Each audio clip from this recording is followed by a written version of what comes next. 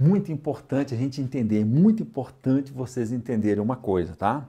Nós não temos compromisso com nada aqui a não ser esclarecer a você. Então é muito importante, porque quando você fica esclarecido, né, quando você tem consciência de como é que funciona uma coisa, quando você adquire a compreensão daquela questão, você não fica o quê? Você não deixa se levar pela emoção. Você não é enganado, porque você sabe como é que funciona. Então é essa que é a nossa ideia aqui. Então, em relação ao porte de arma, como é que funciona a parada? Funciona o seguinte: tem uma lei que regulamenta o porte de arma, a compra, a posse e o porte de arma, que é a Lei 10.826, tá? Então, aqui tem uma lei, uma leizinha aqui, que regulamenta, né, a Lei 10.826. Então, aqui é a lei. Então, olha bem, a lei, ela restringe o quê? A compra de armas e o porte de armas. Ela restringe, tá?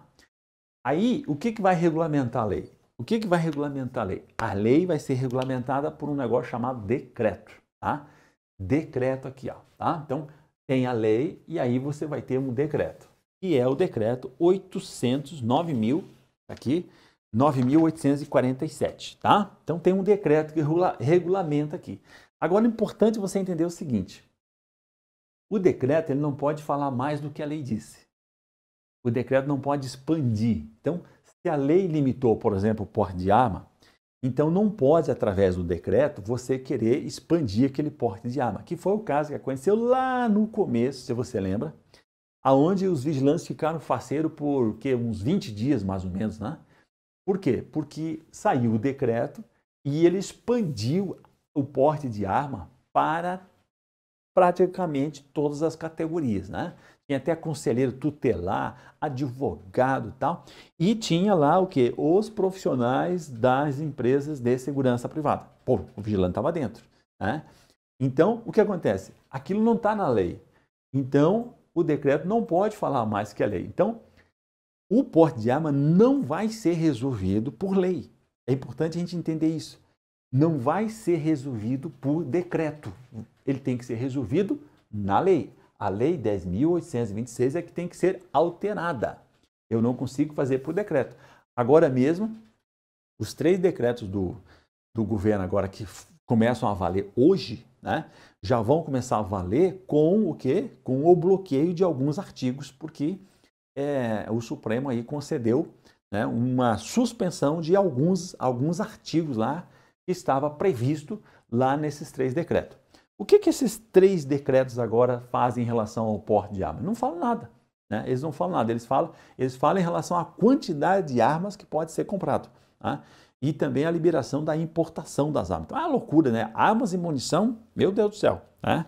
Quem tem dinheiro para comprar aí, e ele se relaciona muito mais, os decretos agora que foram lançados, aos caçadores, aos colecionadores e aos atiradores, né? Então eles prevê bastante coisa relacionada a eles, tá? Então você tem que entender aqui que o nosso assunto aqui é o porte da arma, então o porte da arma ele tem que estar previsto aqui na Lei 10.806. Então vamos fazer uma lembrança. Vamos voltar, né? Que como os decretos, aqueles decretos que lá em 2018 foram foram revogados, então aí o governo falou assim, bom, então vou mandar uma lei. E aí ele mandou uma lei, ele mandou um projeto de lei, né? Ele mandou um projeto de lei, o projeto de lei 3.723. 3.723. Então ele mandou esse projeto de lei lá, tá certo? 3.723. E lá tinha previsão de várias profissões e o vigilante estava dentro, tá? O vigilante estava dentro, estava prevendo lá o vigilante. Né? Eram os profissionais das atividades da vigilância e transporte de valores, tá? Isso, nesse projeto de lei aqui, estava valendo, o vigilante estava dentro. Tinha um monte de profissões e o vigilante estava dentro. Olha o que aconteceu. Quando chegou lá em 5/11, né, foi em novembro de 2019, quando foi para a votação, o bicho pegou. E o governo queria resolver o problema, de quem? Não era o problema dos vigilantes, ele queria resolver os problemas de quem?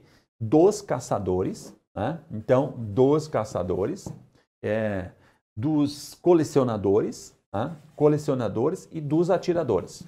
Os CACs que eles falam, né? Dos ECACs que eles falam aqui, ó. Caçadores, colecionadores e atiradores. Então, eles fizeram um acordo para aprovar só aquela parte do porte de arma, só o porte de arma, né? Dos caçadores, colecionadores e dos atiradores, atiradores esportivos. Fizeram um acordo. E daí fizeram um acordo seguinte, olha, vamos tirar fora aqui, não tiraram fora só o vigilante, tiraram um monte de gente que estava lá, tiraram um monte de profissões que estava lá previsto para ter o porte de arma. Eles pegaram e tiraram fora e deixaram só os caçadores, os colecionadores e os atiradores e regulamentaram foi aprovada essa lei aqui, foi aprovada lá em 11 de novembro de 2019, e fizeram um acordo do governo apresentar uma nova lei, tá? Que seria despachada, que iria correr em rito acelerado, como é que eles falam? Ia ser processada em ritmo de emergência, com prioridade, né? Com prioridade, tá? Então eles iam fazer o fluxo da lei com prioridade para que fosse aprovado rapidamente, porque havia uma pressão ali naquele momento. E aí saiu o quê? O projeto de lei, o governo apresentou, rapidamente o governo apresentou o projeto de lei 6.438, tá? De 2019. Nesse projeto de lei 6.438, olha bem que louco, né? Olha bem que louco, olha que bem que louco. O que ele fez? Ele retirou o vigilante.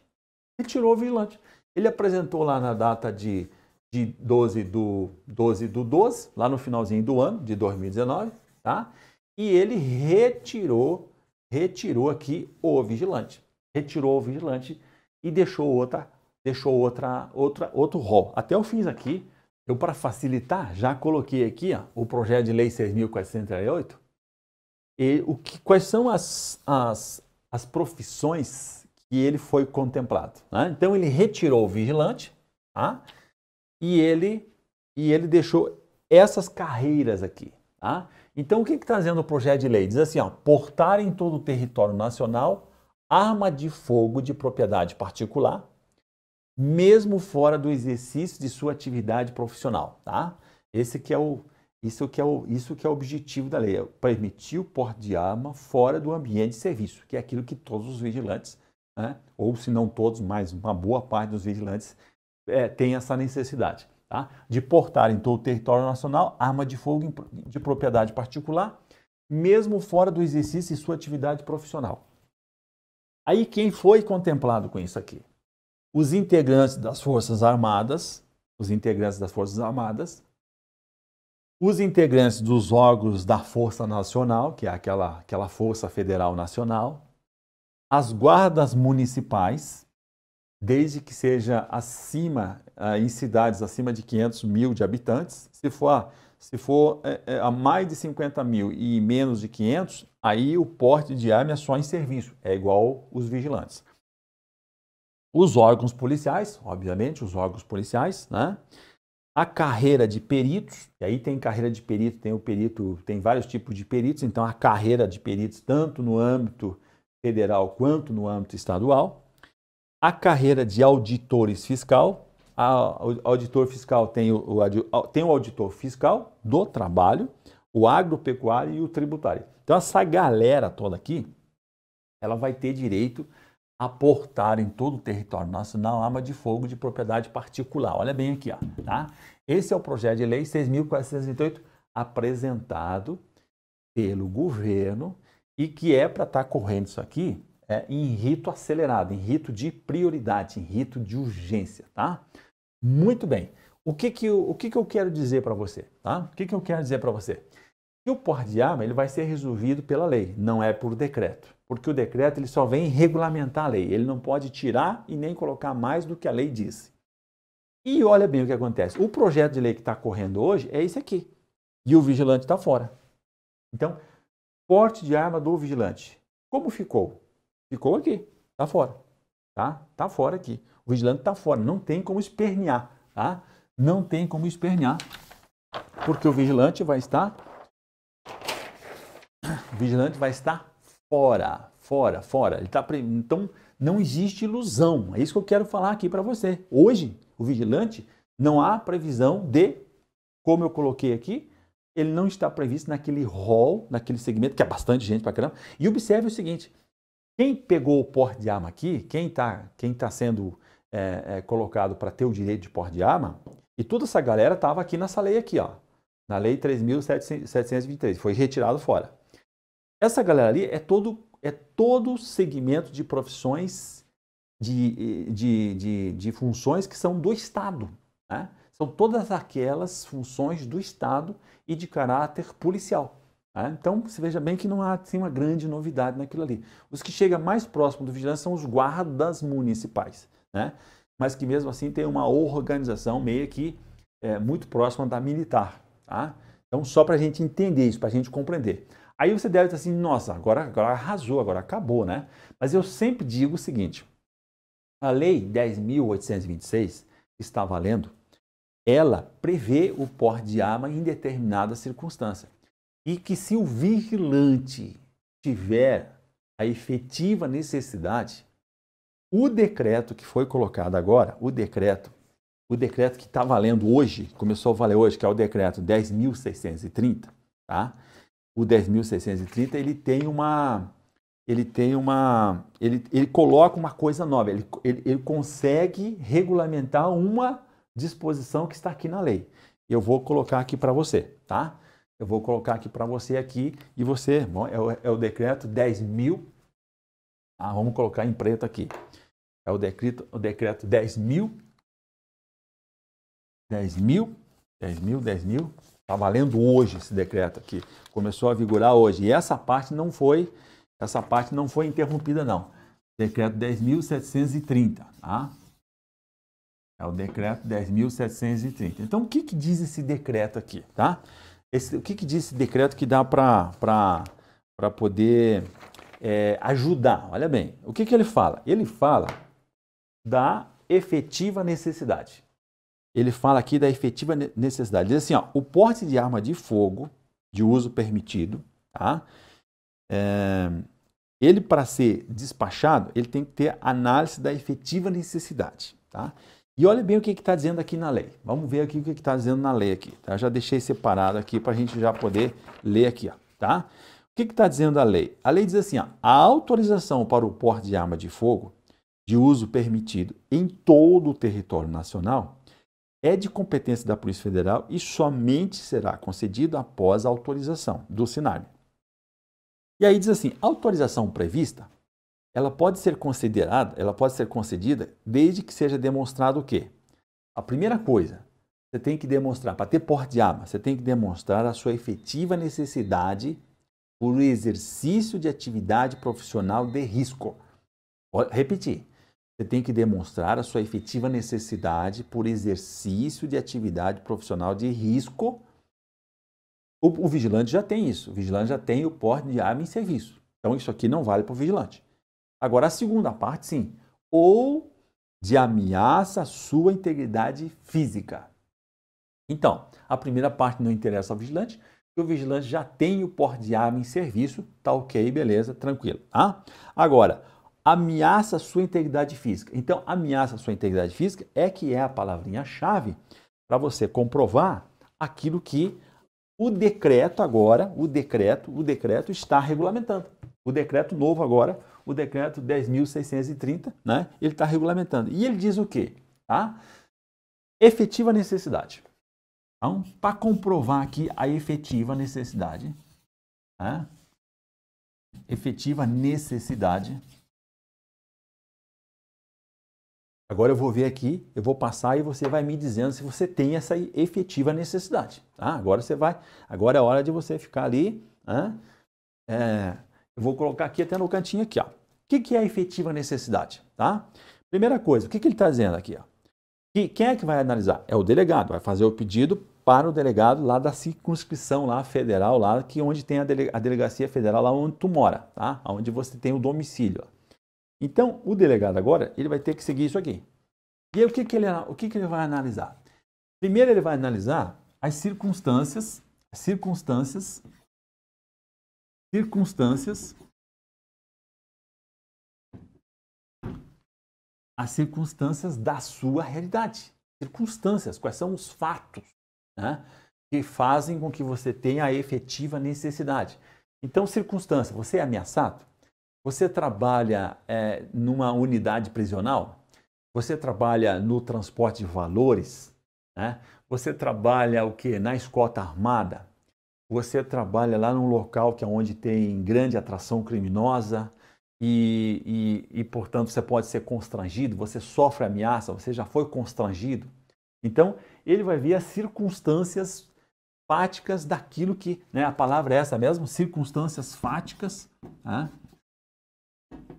Circunstâncias fáticas, né, que retratam, que caracterizam a sua realidade profissional, circunstâncias fáticas, né?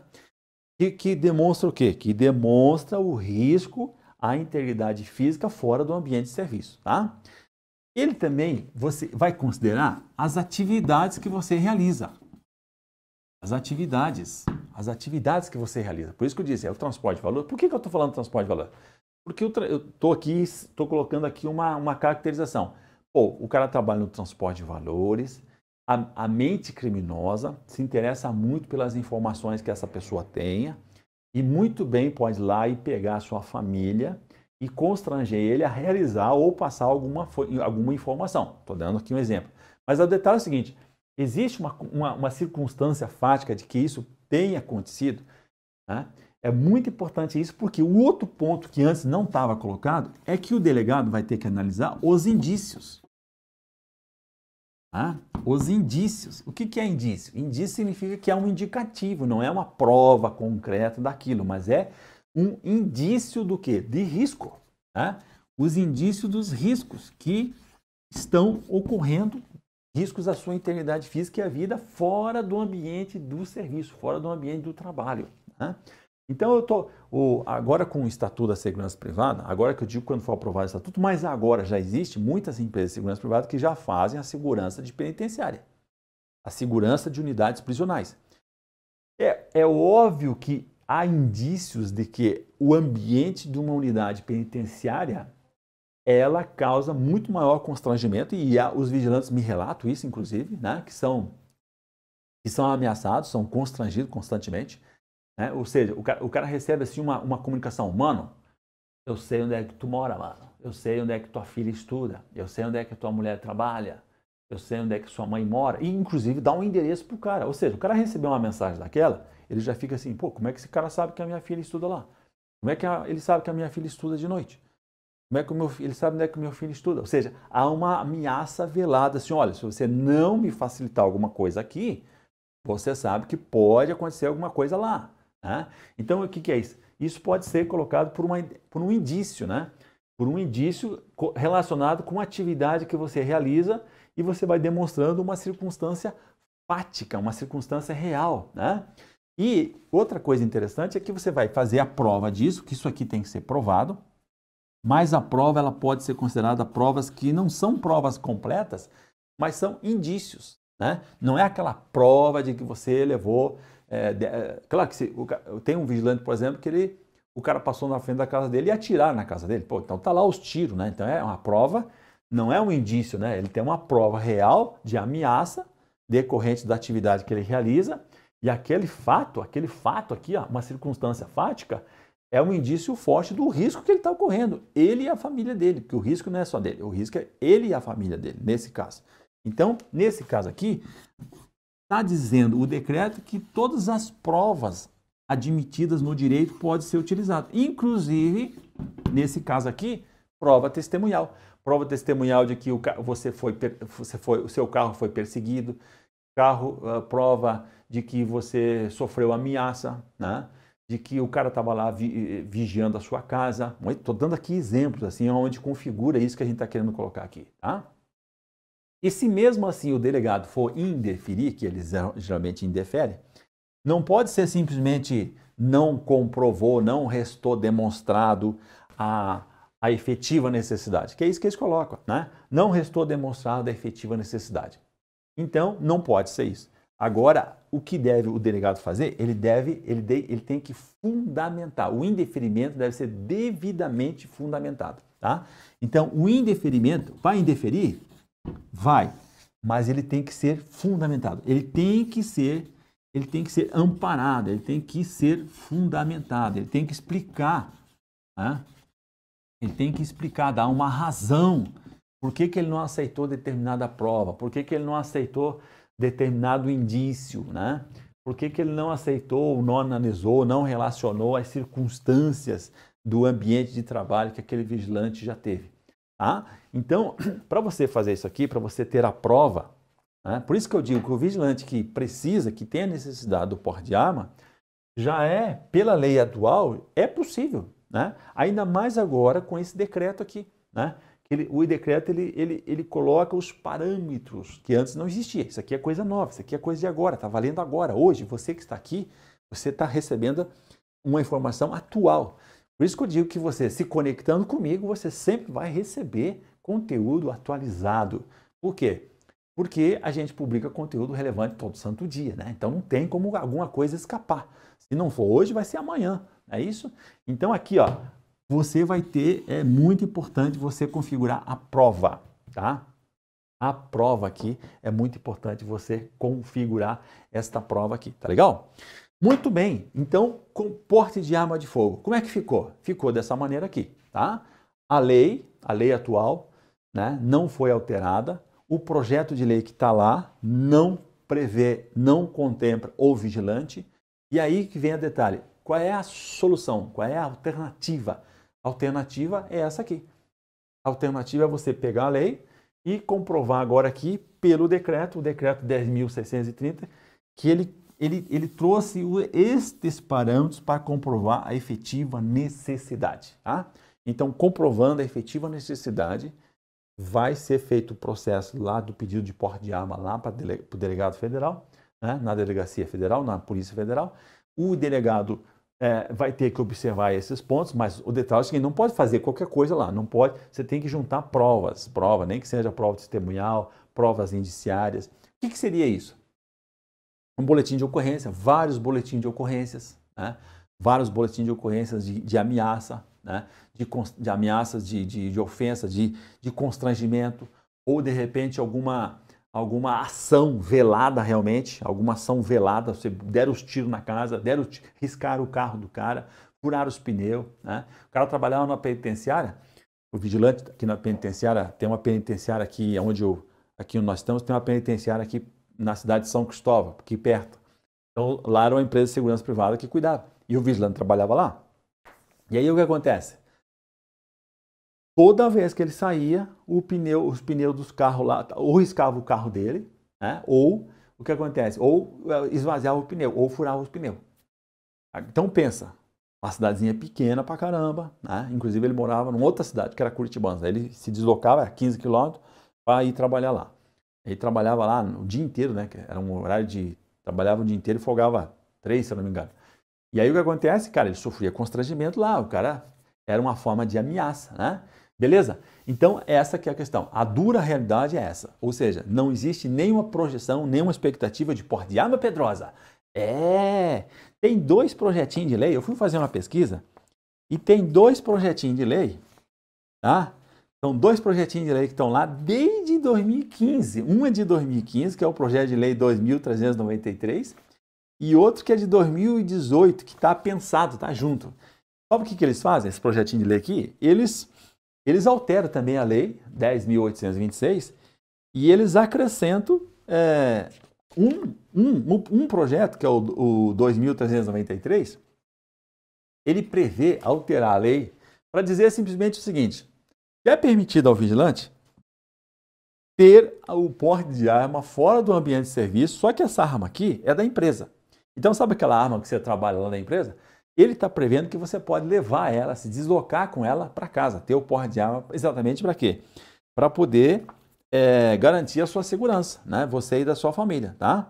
Ó, então, as armas de fogo utilizadas pelos empregados das empresas de segurança privada e de transporte de valores, constituídas na forma da lei, serão de propriedade, responsabilidade e guarda das respectivas empresas, podendo ser utilizada fora do serviço quando obedecidas as condições previstas lá, que ele vai dizer aqui no decreto. Tá? Então, olha bem, essa é um projeto de lei que está lá desde 2015. Projetinho que está lá escondido, parado.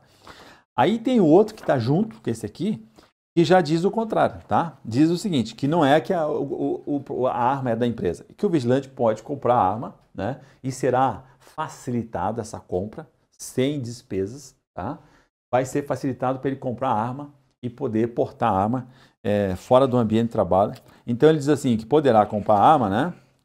A posse de arma, os vigilantes das empresas de segurança privada e de transporte de valores. Além de um monte de gente lá que pode comprar, então os vigilantes das empresas de segurança privada e de transporte de valores, tá?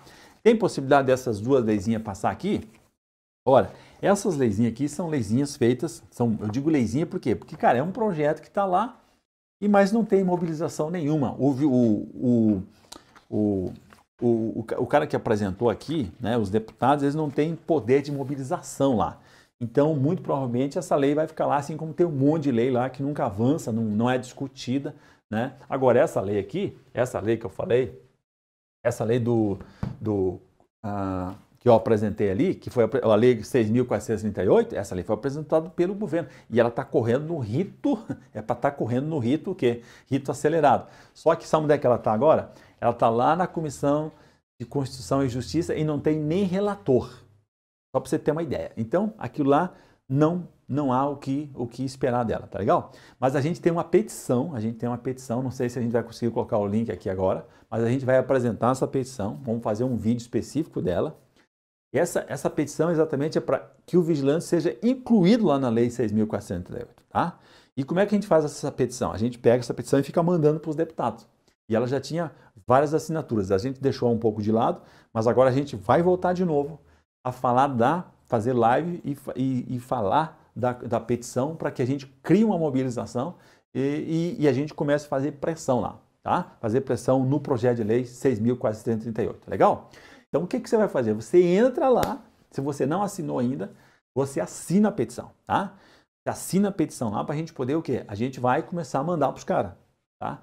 Então, assim como a gente fez uma mobilização em relação à aposentadoria especial, e a gente conseguiu mais de 25 mil assinaturas, a mesma coisa nós vamos fazer com a petição pública em defesa, né, do porte de arma do vigilante, tá? Então, que o vigilante seja integrado, o vigilante seja incluído ali. Ele estava lá e foi retirado. Então, que ele seja incluído lá, contemplado junto com aquelas atividades, junto com aquelas funções, que são funções do Estado, seja contemplado também o vigilante. Legal? Vou pedir que você está chegando agora aqui no canal, o que você vai fazer? Você vai se inscrever, acionar o sininho de notificação. Tá? Muito importante você fazer isso. E mais importante ainda é você compartilhar. Pega e compartilha. Compartilha essa live aqui. Tem muita gente interessante, muita gente interessada nessas informações aqui. E mais importante ainda, você deixa um like aí para nós ganharmos relevância aí no canal e ganhar relevância no vídeo. E esse vídeo é mostrado para muito mais pessoas. O YouTube é muito malandro agora, né? Se você não deixar o like, se você não deixar um comentário, mesmo que você seja inscrito no canal, você não vai receber as notificações. E ele não vai mostrar os vídeos para as pessoas, tá? Então me ajude aí para a gente chegar em muito mais pessoas. Legal?